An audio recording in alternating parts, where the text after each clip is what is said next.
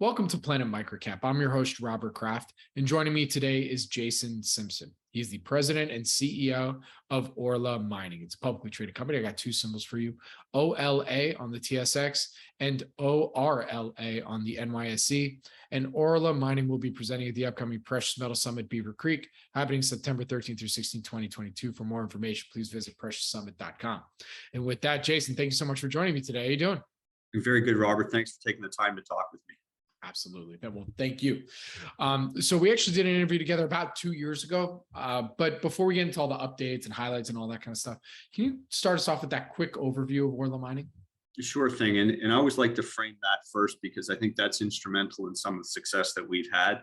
You know, we were founded by a group of shareholders led by Pierre Lassonde, no stranger to the gold business, who assembled a group of assets. The reputation of those shareholders, combined with the quality of the assets, enabled the formation of a very impressive board led by our chairman, Chuck Jeannes, former Goldcorp CEO.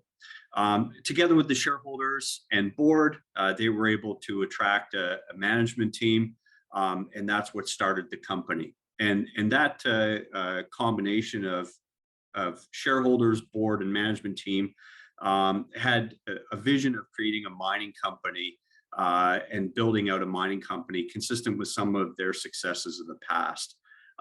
We've outlined a 10-year plan, and we're about 3 years into that plan, and I expect we'll talk about some of the success we've had over the past 3 years in this discussion. And so the strategy was to find, either through exploration or acquisition, build and operate gold mines to create value and benefit for all of our stakeholders. And over the first 3 years, that strategy has done just that. We've engineered, permitted, financed, constructed, and are now operating our Camino Rojo oxide mine in Mexico. We found another opportunity in Nevada and acquired that through the acquisition of GSV. And we're currently exploring in all three nations. So by all measurements, including our share price, it's been a success story for the past 3 years. Actually, you know what's really cool about being able to do updates with companies, like Orla and others, is being able to come back and see, when we did our interview, the last time we published that was on August 19, 2020. And we talked about the development of the Camino Rojo gold project. And here we are today. It is now an operating mine. So congratulations on that. Well, thank you for that. As you'll know from your history, that it was done at a particularly challenging time, building a mine during the pandemic. We had to be very diligent with our health practices and our industrial hygiene processes to make sure we kept everybody safe. But we were able to get the mine built on schedule, pouring gold at the end of last year, ramping it up to commercial production by the first quarter of this year. And we're now exceeding nameplate capacity at that mine, all done during the pandemic, and thankfully with no ill effects to our own staff or the community. Very good. All right. So what would you say are some of the other companies' highlights in the last, if you want to go back 2 years, that's cool. But, at a minimum, in the last 12 months or so. I know I saw an acquisition of Gold Standard Ventures as well, that the company just closed. I think you reported on that very, very recently. So love to hear your full take there. Sure. The way I describe it is 3 years ago, Chuck and I had a discussion about where we'd like to be in the spring of this year, and we have gotten ourselves to exactly where we want it to be. We want it to be producing from our first mine, so cash generating, established ourselves into that producer category, and which would enable growth prospects that we could pay for in either through our reputation or through our cash generation. And thankfully, this spring we were right there. People were asking us, first of all, congratulating us with the construction of the mine, but then asking us how we were going to grow. And the acquisition of Gold Standard Ventures is the answer to that. We knew that we had a producing asset we could bring to the table to a company with a great asset like GSV, the prospect of a well-established management team and board of directors with a good reputation built over the past 3 years, along with our balance sheet and cash generation capabilities. And that's really what enabled that transaction to occur.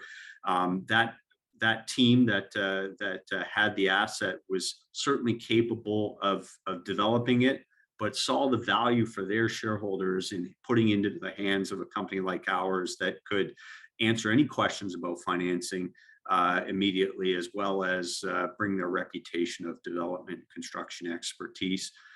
So in the past year, we have ramped that mine up in Mexico to nameplate capacity and exceeding it based upon our most recent press release. We'll give some updates on that in the upcoming conferences. And then the acquisition enables us to now talk about a third jurisdiction. Keep in mind, we have assets in Mexico and Panama, and we've now just added our expansion plans into Nevada. So all of that lays the foundation for a company to be very strong and grow up into the future through those three jurisdictions.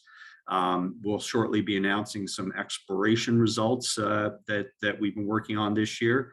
And so with all that ground to explore to find more mines, two more projects in our portfolio, plus the opportunity of sulfides in all three nations, we have a very bright future, and we're super excited with where we're going from here. Very good. All right. Well, to close this out here today, from what you can tell us, you mentioned a few things in this with my next question that I'm about to ask you, but, for folks that, haven't been following Orla Mining very closely, what would you say are the 1 to 2 things that you want folks to pay attention to now moving forward as we get to the end of 2022, going into 2023? Sure. So obviously our production results, which result in cash generation from operations, is fundamental to our future success. They should expect us to continue to grow either through our existing pipelines or future acquisitions, and then discoveries on our large land package, which will also fuel our growth. We have land packages in Mexico, Panama, and now Nevada, and people can expect results from there.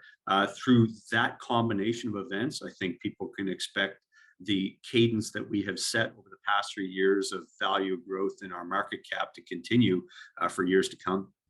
Very good. All right. Well, Jason, with that, where can our audience go and find more information on Orla Mining? Yeah, the quickest way would be orlamining.com, but everybody should feel comfortable reaching out to management, starting with our Vice President of Investor Relations, Andrew Bradbury, and we're always happy to answer questions from the market.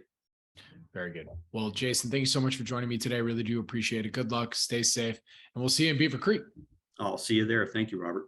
Thank you. And again, Orla Mining will be presenting the upcoming Precious Metal Summit Beaver Creek happening September 13 through 16, 2022. For more information, please go to precioussummit.com.